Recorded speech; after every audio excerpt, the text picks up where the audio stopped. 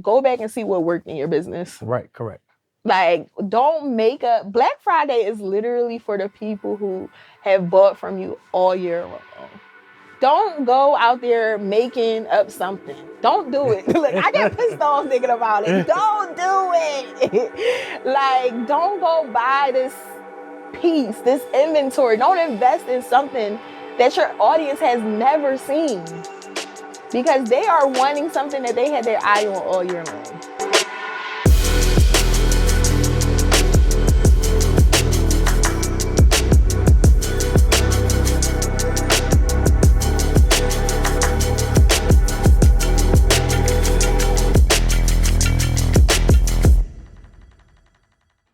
What's up, family? Welcome to another episode of the Traffic Sales and Profit Show. I'm your host, Lamar Tyler. And today, I want to help y'all get to the money. So if you're a Black entrepreneur that's focused on strategies around building wealth or ways to grow your business, today is going to boost, not just grow your business, boost your business, explode your business as we prepare for a certain time of year as Black Friday. So I had to bring in one of my Black Friday hitters, one of the specialists, Alyssia Swans. Listen. What's going on? How you doing? You good? Good. I love this Black Friday. I was about to keep hyping it up some more, but I was like, let's get to it. I can just hype unlimited when it comes to Black Friday. No. This is your time and you about to be busy. Favorite time. I'm already busy. Weekly Black Friday meetings. Ooh, I like it. Yeah. I like it. All right. So let's talk about this. For people that may not know you, what do you do? Who are you? And how do you help companies? All right, so I'm a marketing strategist, and we take a holistic approach. Like, we work with you from everything, from your ads, your email marketing, your text message marketing, right? And then also looking at, like, who actually loves you and getting more of that. I love it. What do you mean by that who loves you part? Tell me more. The fans, right? The people who actually, like, love you and be, like, ready to go to bat for you on Twitter. Like, they like the Beehive. Okay. But they may be the TSP tribe. Yeah. You know, I got some. No, they be ready. Don't honestly be ready. don't let all that professionalism fool you, right? I got some in the crowd. All right, so this is good. So before, because I know you got some strategies I want you to share to people around Black Friday. But first of all, like, how did you get to where you'll provide marketing strategy for different companies, different brands? I mean, what's been your biggest Black Friday so far that you've helped a brand do? We did $1 million before. $1 million Black Friday. Was that just like Black Friday to Cyber Monday? Was that pre-Black Friday? It was a weekend. It was hard work and tears. What were they selling? Clothes. Somebody like, Lamar, they were selling cars. Teslas. No. Teslas out here, $70,000. Average order value, probably $110. Wow. Yeah. Wow. So that's a lot of orders. Yes. That's a lot of inventory that moved that weekend. Yes. All right. So we're gonna get to that. So how did you get to, again, like where you become the go-to person for Black Friday and helping people launch big for that weekend? That was hard. So people, if you don't know, cash money automations, right? I had to actually like put a ring to what I actually do, because a lot of people in our community don't understand the value that email marketing brings to their business. So I had to like make it feel good, make it sound good, like dress it up and make it pretty when it's really still a pig. That's good. And like originally, were you just like came up and you was, in school sending emails to teachers every now and then? It was like, I like this email stuff. Or was it like first marketing and you were doing different parts of marketing and really got turned on to how much you could make with email? Like what did that look like? So back in I want to say maybe 2015, 16, when Instagram first came out, I used to do social media management. Okay. And then once it started getting popping, you could no longer show your value to the client, because it wasn't just showing just followers. He's like, all right, how am I getting sales from this? So that's how I started learning sales funnels. Okay. And then I started building out like lead magnets and stuff like that. So that's what really took me to the next level. So I'm assuming with building out those sales funnels and lead mags and such like that, then you realize that, hey, I got to do this follow-up through email. Yep. I mean, it's normally how it works. Is that how it works for you? Yeah. I just follow through email, and the email is where the money's at if I'm keeping that communication open. Yep, and I was able to just like over-deliver. I always over-deliver to my client because they never knew nothing about this stuff. But I'm like a geek in marketing. Like, I'm just like always behind the screen looking at stuff. So people that CEOs, they don't know nothing about this. Now, a lot of people know you for your copy, right, that you and your team create.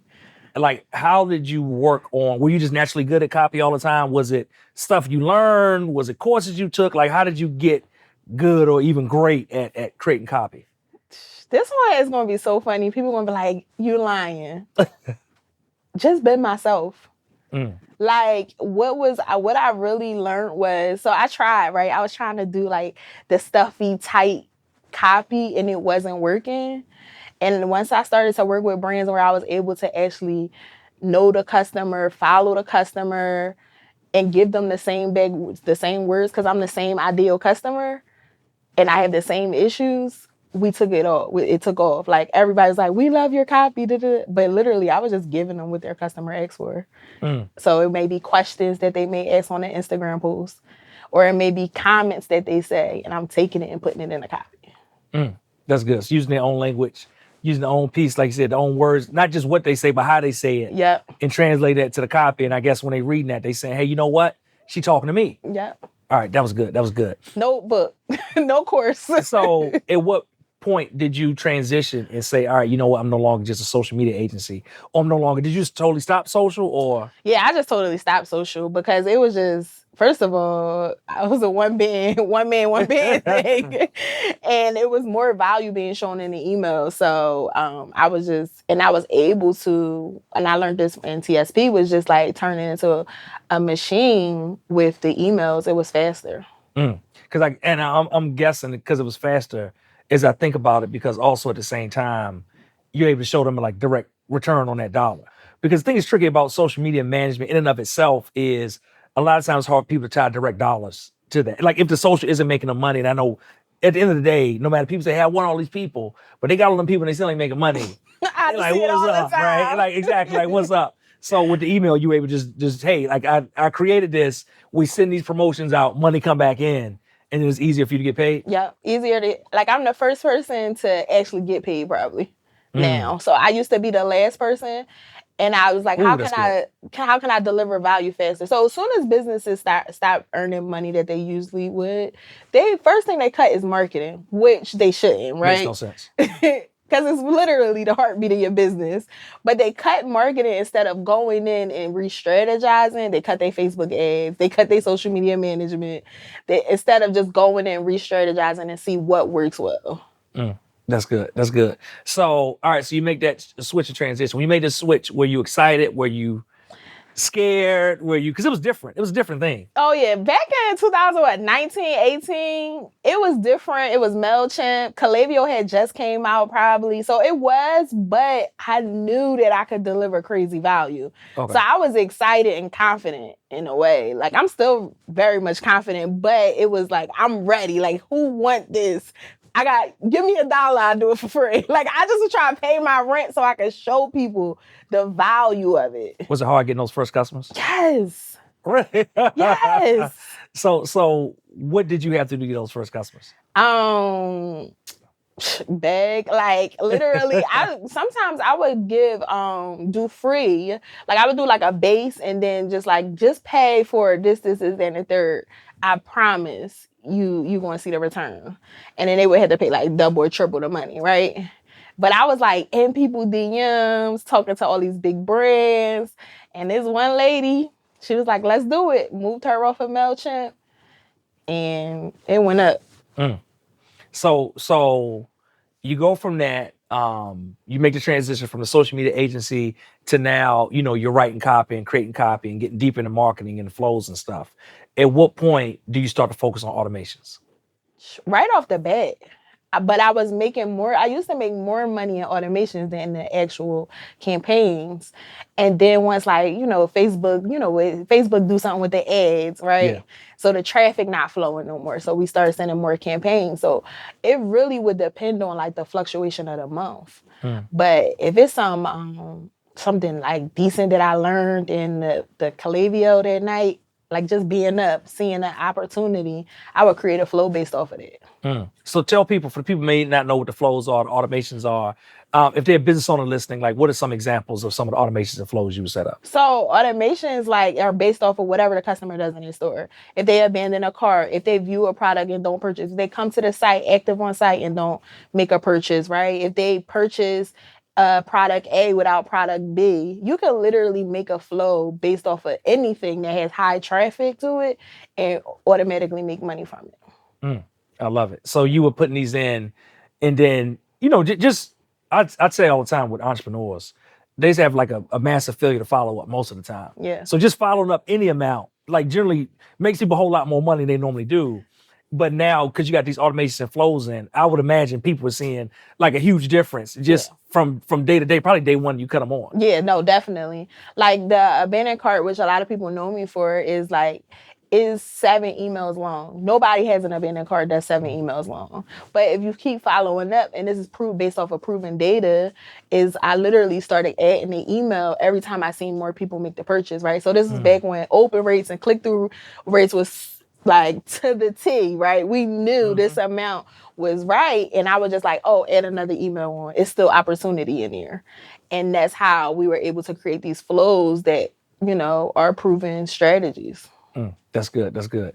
What are some of the biggest lessons you've learned by working with clients over the years that entrepreneurs that are listening can say, hey, you know what, I should jump into that, or what are some of the first things they should do when it comes to getting their marketing strategy together, specifically around the communications, email, things like that?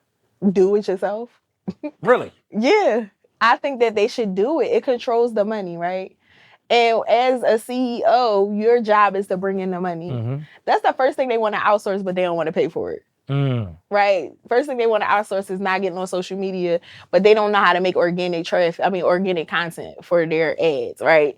Like, it's certain things that you have to master before you pass it over, because you'll give it to a consultant and they'll be like, oh, but I paid you to do this. You want me to research, figure out your messaging, right? You want me to tell you all the things that work for your audience that you've done nothing on.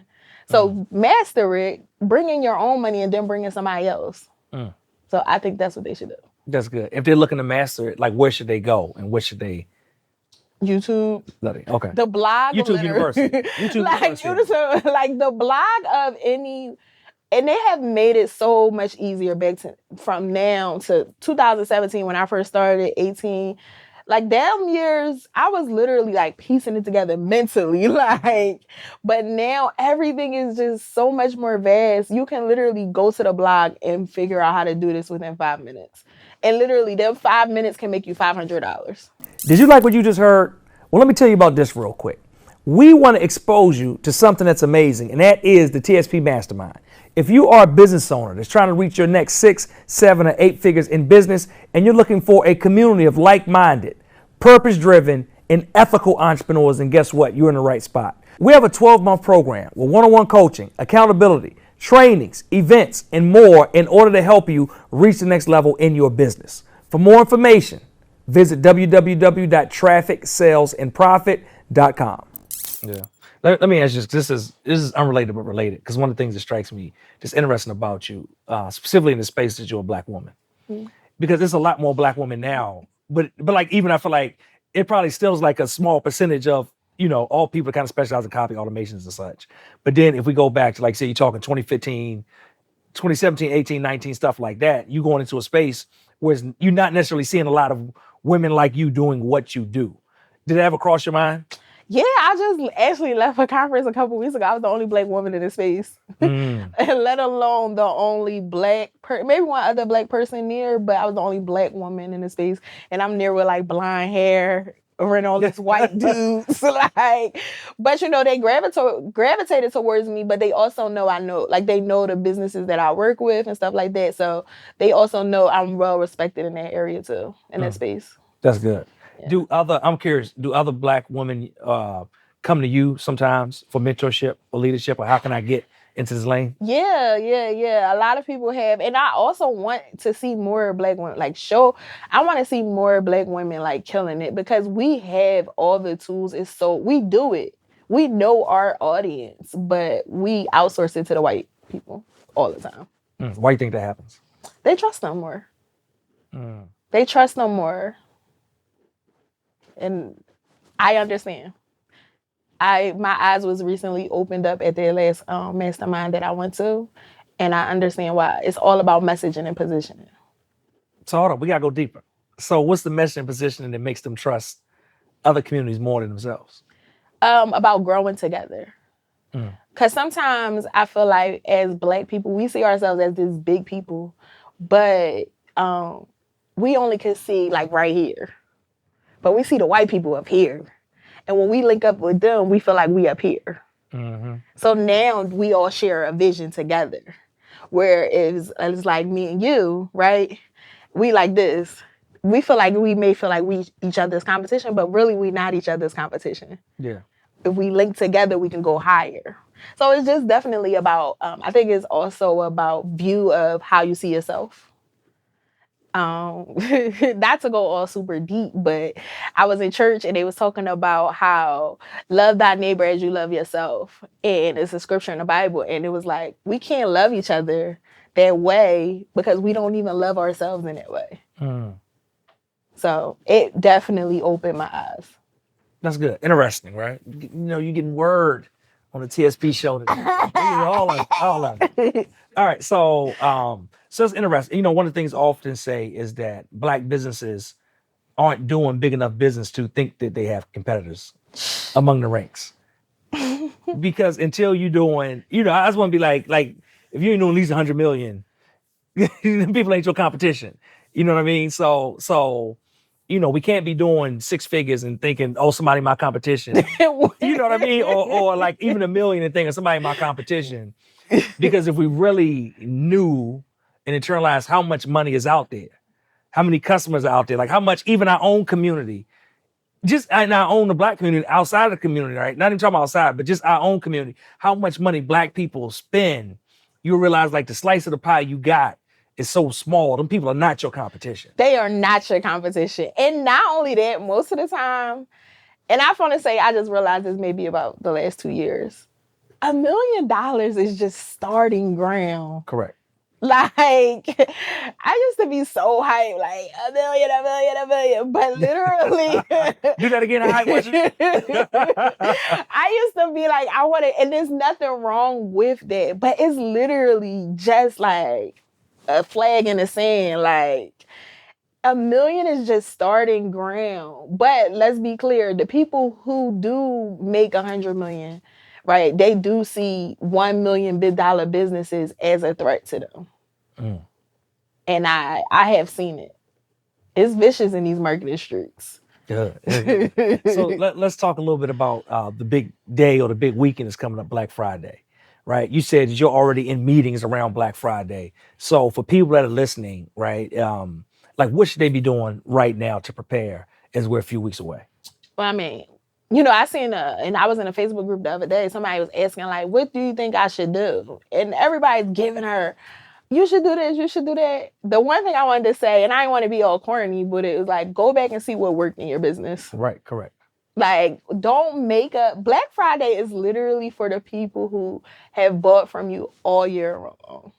Don't go out there making up something. Don't do it. Look, I get pissed off thinking about it. Don't do it. Like, don't go buy this piece, this inventory. Don't invest in something that your audience has never seen because they are wanting something that they had their eye on all year long.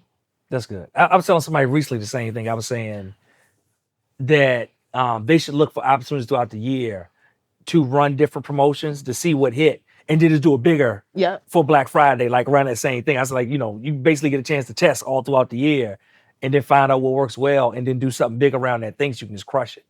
And like you said, right, just to get people either that bought from you back into the store again, to get people, sometimes people are like on the lines of, I want to buy, but I'm not sure, right? Like pushing those people over the edge and acquiring those customers. So they should go back, number one, and look at what worked before and then look, hey, you know, instead of me buying all this stuff from China and hoping somebody buy, right? Look at what worked before, what the people buy before, and bring that back into it. Yeah. For people that haven't prepared yet, because a lot of the more established companies have started preparing months in advance, right? To say, hey, we know that quarter's coming up. That is our big time of the quarter. Well, holidays, and we need to get inventory, need to get prepared, need to get, you know, all the things together. If somebody's like behind the curve and they have not prepared yet, What are some of the things they should be doing? I mean, outside of doing what works, like I would just like survey my top VIP clients. Like, what do you guys want to see from us? We are at a loss. Like, I would have a conversation with them, send out a plain text email. Like, we're at a loss at what to do. What do you want to see from us? The people who love to buy from you are going to tell you exactly what to do. Just listen to them. And like y'all use that same language. Yep. Back into your marketing based on what they said and just delivering on what they said. Yep. For you, like what are your rules around Black Friday? What are my rules? Yeah, what are things that you must do? Or like, hey, for my clients, like these are the steps we take every single time, no matter what. Because if we don't maximize the opportunity. Don't put the whole store on sale. Okay, so you're saying don't do the 40% off everything inside the store. Why not? Because most of them don't have the profit margins. Most of the people don't have the profit margins. Don't put the whole store on sale. Another thing is don't get a new software. Don't be trying to try something new. Try something new, but what about that? Somebody was telling about that new funnel joint. You know what I'm saying? They need that new funnel, that new email. Now's not the time for you to be trying to move email providers. No, don't. You will be looking goofy out here.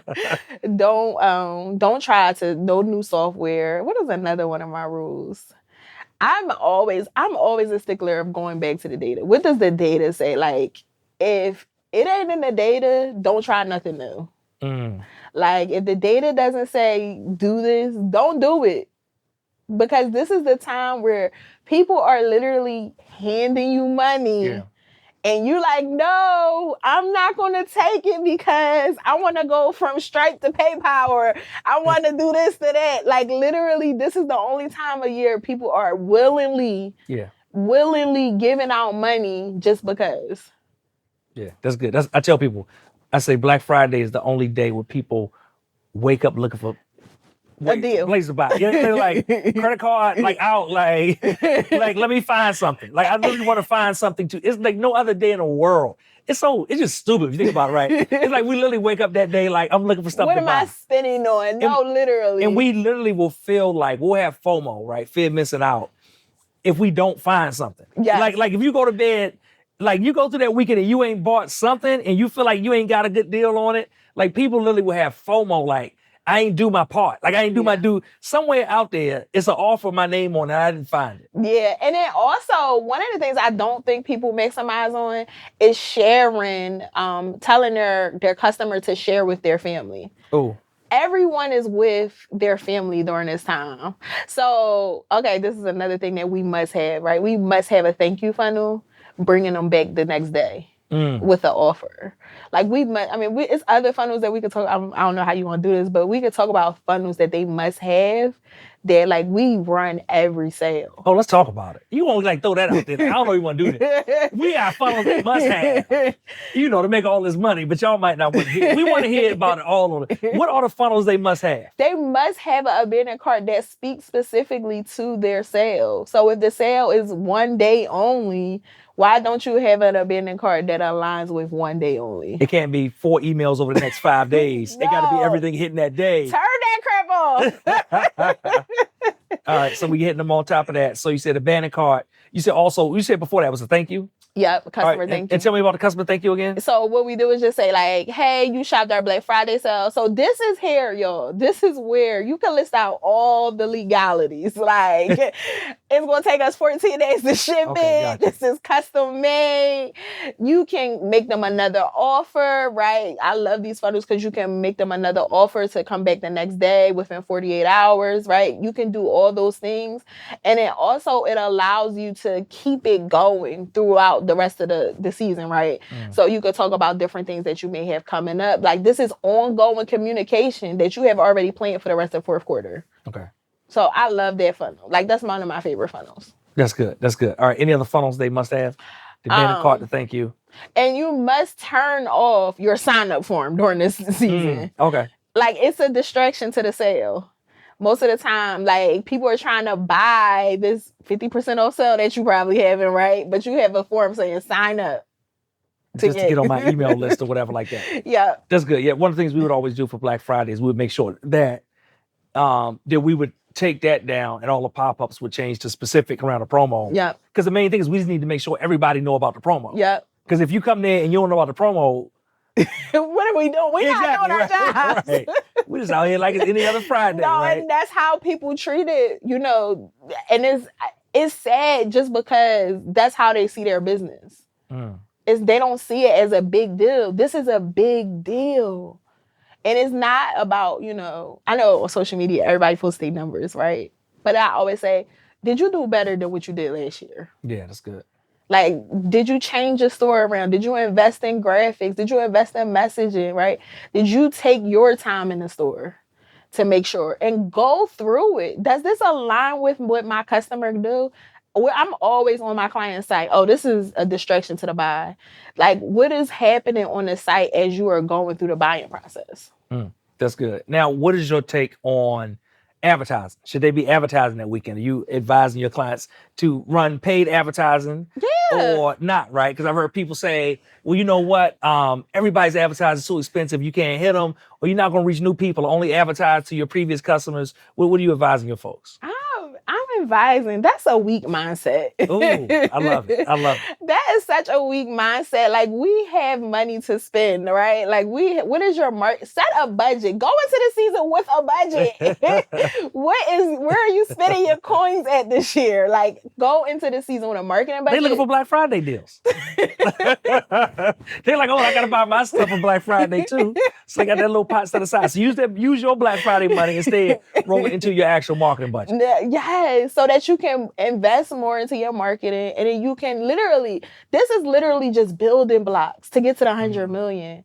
Like, you see what you've done this year, what worked well, what we going to do for first quarter. Like, those are the things, because first quarter, you about to dry up. You ain't making no money January, February. Like, you need to take this time to groom those customers that's coming through fourth quarter so that they can come back in first quarter. All right, so with the companies that you work with, right? So normally, are you pushing or are you promoting that they run the same promo all 4 days or different things over those 4 days? I've seen it both ways. Yeah, I like, if you don't have a big enough audience, I like one promo.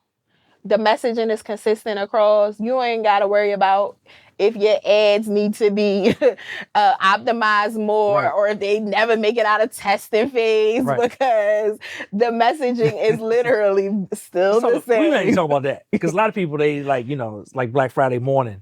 They like 9 a.m. and they like, okay, ads, here we go. they press that button because they try to flip that switch. And then it'd be like goofy. It'd be like Monday afternoon, that joint, your ads start running. They just like, why? So talk about the testing phase, right? So what's the testing phase? And then what should they know about that? So the testing phase, and I'm not ads, I am speaking from my experience. So the testing phase always is about 2 to 3 days before. What I've seen work well in businesses that I work with is that they schedule the ad to turn on a couple of days before, or even in the late, I'm giving y'all a real tip right now. Late in the midnight hour, 2, 3 in the morning, we'll turn on our ads to see them optimize faster. So just definitely take account of when you're building out your project. Learned that from Ronnie to put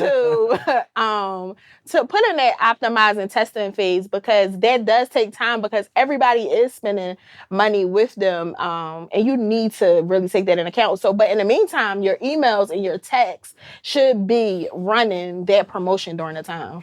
That's good, right? So we got emails, we got text message, SMS, we got advertisements. Everybody's in front of it. Like, say, if you're a smaller brand, perhaps focus on one offer over the whole weekend, which we like to do a lot of times. Yeah. This year we running like multiple things, but normally, probably our last 15 years, probably 14 of the 15, we focus on doing one thing and doing it hard. Yeah. And just trying to make sure everybody saw it. Yeah. Because I don't think people really realize that what I think is the biggest hurdle they have to selling a lot is people just knowing what you're selling. Yeah. And especially Black Friday when there's so many people selling, it's like your one little email, like you taking a jump shot from the other end of the court. It is running away, right? You know what I'm saying? But not really realizing that, hey, like, I gotta do everything I possibly can to get this offer in front of these people. So they know, and knowing that, hey, they probably gonna need to see it multiple times. Yeah. In order to convince them that, hey, they gotta take action and jump on it right now. So what we do on Black Friday is we send emails for breakfast, lunch, and dinner. We do A through, like, I'm going to say just A through D subject line testing as well. So it allows us to have an email going out every hour on the hour consistently. And then outside of that, the automations that you have are also going out. So it's always something going out to your customer list during the time of the promotions. I want to go back to something you talked about a minute ago, a few minutes ago. You talked about not making big changes. But in addition to that, I was also thinking that you need to have some experience on the platforms you're on as well. Like, even if you've been using them, but you haven't used it for Black Friday before. Maybe you haven't done a Black Friday launch. Because I see a lot of times people get caught up just with the platforms they use, period. So I saw somebody the other day in our collaborative group, and they were asking, like, hey, I'm on this platform, about to do a real big launch in November. I'm worried they're going to hold my money. Because, platforms do, when they see a spike in sales a lot of time, right, depending on what platform it is, they will freeze your account and be like, we want to make sure it's not fraud. So just knowing in whether it's communities you're in or I told them, I was like, hey, pick up the phone and tell them people, hey, you know what, on this date, we're going to have a spike, and see what, if they want you to do some extra things, they want you to send some extra documentation or what, like try to get in front of it. But then I've seen it happen with email providers too. I never forget. It was a sister inside of TSP that one of our game plan events said, I used to teach these Black Friday courses. So she said, I took your Black Friday course. It was amazing. I made like 30 grand in the first like day or 2 days of Black Friday weekend. I was like, amazing. She said, but my email provider shut me down. Because they thought something fraudulent again was going on, and it literally was just people buying my like it worked, right? Like she did all the emails, people bought the stuff, and they shut down her account. And literally when she told me what the email provider was, I was like, it made sense, because there's somebody that's super conservative. They demand that you have a super clean list. They know where all the emails come from. Like just more so than at one point I was about to move to them years ago. But I was gonna move to them. They wanted to know where all of my people came from. So I was like, all of my list of my other provider, I'm just moving over. And they said, well, we want to log in and see all of them. And this felt intrusive. I was like, we're not doing all this. Right? Yeah. So when she told me that, I was like, okay, this makes sense, because I know they like that. Yeah. But it killed her Black Friday weekend. And she said, literally, like, I had already picked out, this is the car I'm gonna buy cash at the end of Black Friday. After that first day. Imagine doing 30, 40 your first day or two when you've never made that kind of money like that quickly, and then somebody else stop it. That's a fight. So what can you, I'm sure you probably run into, frozen accounts and things like that. You've seen with clients or heard stories. Like, is there anything else they should be doing to prepare or look out for that type of thing? So one of the things that I love about working Black Friday, we work on actual Black Friday, right? Outside of any agency, like, we are working in our clients' accounts to pivot under any type of issue like this. That's right? Good. So I got a story real quick. Last year in Black Friday, I was working with a text messaging platform, got an alert literally that our phone number was about to get shut down because it was just hitting too many spam. So we had to literally, in the middle of Black Friday, tell over 300,000 people, we changed our number. We're changing our number, but we can't send it to the whole list at one time, because now we will be marked as spam again, right? Literally, so I'm sending them A through H segments of saying, hey girl, we got these $15 G's or $10 G's or whatever it is, but we also changed our number because of the rules. So with that, you have to do IP warming to everything, right? And get to know the platform, like you said, but IP warming is most of the number one reason why most people get sent to spam, right? Because they never warm up their IP. They just like, oh, I got a new shiny toy. Send everybody an email. She probably ain't sent the email all year long. And Black Friday, she like, I made it. And Lamar told me sent a couple of days out here. And here we are. And then it's not actual people that's patrolling it. It's robots, right? So what a robot is going to do, be like, hey, my master said you're not allowed to send emails like this. Hey, you're new. What you doing? Like, you're doing too much. And then they don't care about dates, right? It's because it's a machine that's doing this. So it's super important to do IP warming. You guys can look it up, Google University. All right. I love it. All right. Anything else that people should know about preparing for Black Friday? You got your data, right? You got your flows. You got your email. I gave y'all the email schedule.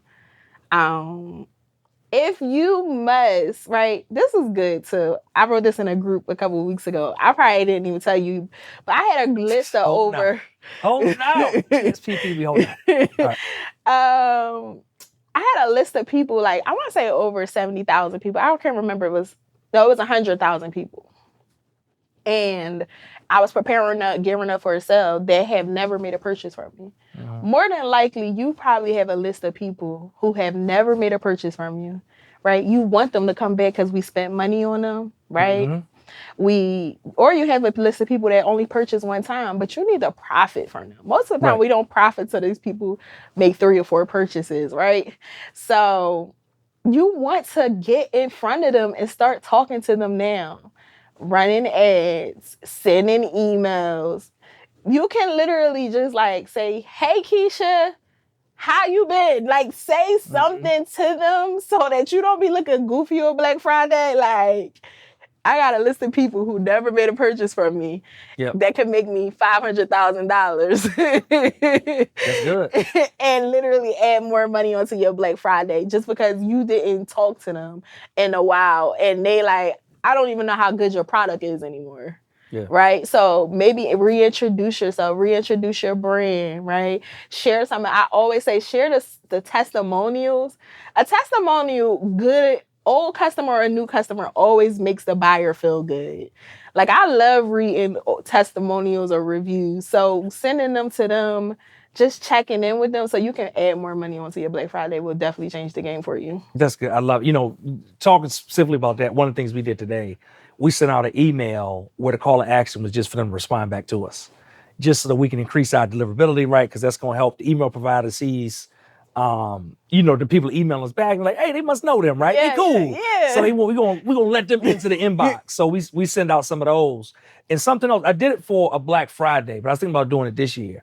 And it speaks directly, you said, like, because the majority of people on your list never bought nothing from you. Right. And I think most people fail to realize that, hey, I got this customer base, but literally the majority of people ain't customers, right?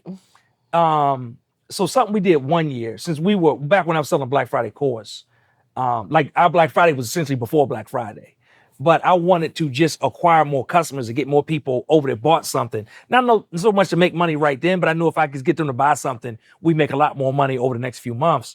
So I did like some type of super duper amazing offer that was low dollar just to move them off the free list to the customer list. Yep. And I think I'm about to ramp up another one of those now for our list. So watch our inboxes. If it ain't already gone out. But I think I'm gonna deliver something with amazing value again, just to move the people off the sidelines. Yeah. And say, get in the game, right? Let me show you how much value we can bring. If you're afraid to attend a conference or fly in for this or flying for that, let me offer some value to you on a smaller scale. Like, again, just to, like you said, just to get them off the sidelines, get them into the game and say, hey, you know what? I'm no longer a lead, I'm a customer.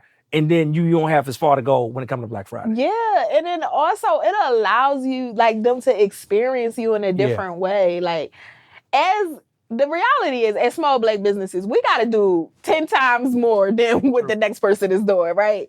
But when we do it well. And it's unexpected. And that makes people want to purchase from us more. So do it. Like, send the email, right? And you are, again, you as the owner of the business, you can literally print money with this list. You need to make payroll, send an email. Like, you need to keep your lights on, send an email. Like, look at email as literally your ATM. I love it. All right. Any last words for the people? Send more emails. Hey, no better way to say it. Create a text messaging list. We ain't really get into text messaging, but create a text messaging list. It's a little more faster. You don't have to do much more nurturing, but definitely have text messaging automation. 40% of your revenue will account for those. I love it. All right. How can they find you, get more detail about you, the Cash Money Automations, working with your agency? Yeah. So we're Social Swans at socialswans.com. Email marketing join everywhere. I got some Twitter stuff going on. In October, I'm in a challenge. So y'all can find me on Twitter, talking trash, telling y'all what to do. Are we back on Twitter? Yeah. I need to get on there. That's where all the cool people hang out. Really? I got like serious. 20. I got like 20,000 people on my page over there. Don't ever be over there. Like, load up these quotes. No, Let 'em and it be basic stuff. You can be like, send an email. They be like, retweet. So you can definitely find me over there and see what I'm talking about over there. I'm always dropping value because I want to see more people just taking advantage of using email and text message marketing. All right, so there we have it, y'all. Make sure you reach out to Alyssia. Make sure you get a hold of her cash money automations.